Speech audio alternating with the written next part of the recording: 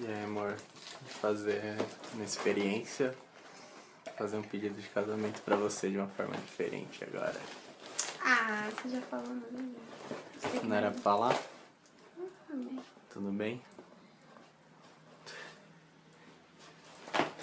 Olha lá.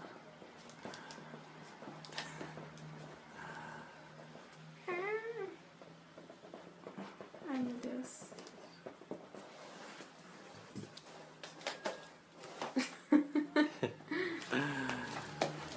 Você pega, você chupa.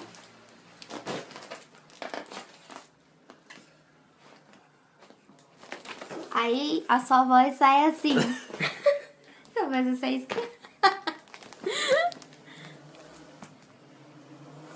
Engole. Será que mudou minha voz? Tem que engolir bastante. Ai, ai.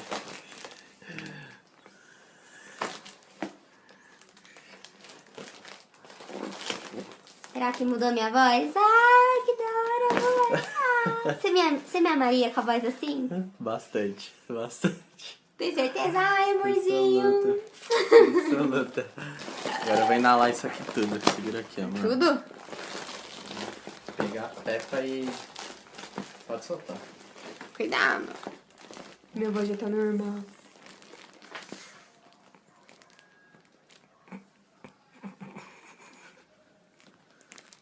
Engole. Será que mudou? Não, vai, você tem que engolir. Agora, tá diferente? Tá. Tá? Tá, mas é pouco.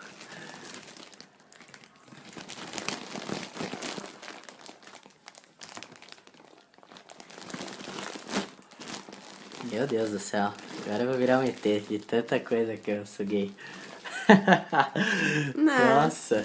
A sua fica pouco tempo. Fica pouco tempo, né? Nossa, velho. Muito gás hélio pra mim. Engole.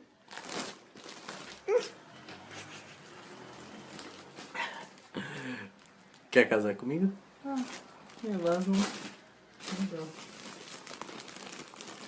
Deixa eu te ajudar. Eu tenho que prender. Pera aí.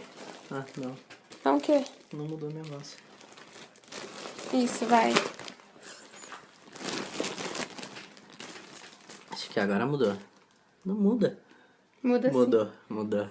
Tá com uma voz de ET. ET. Agora já voltou. Você vai acabar com todo o gás? Não vai deixar nem um pouquinho pra mim. Vai lá, amor. Você manja mais do que eu.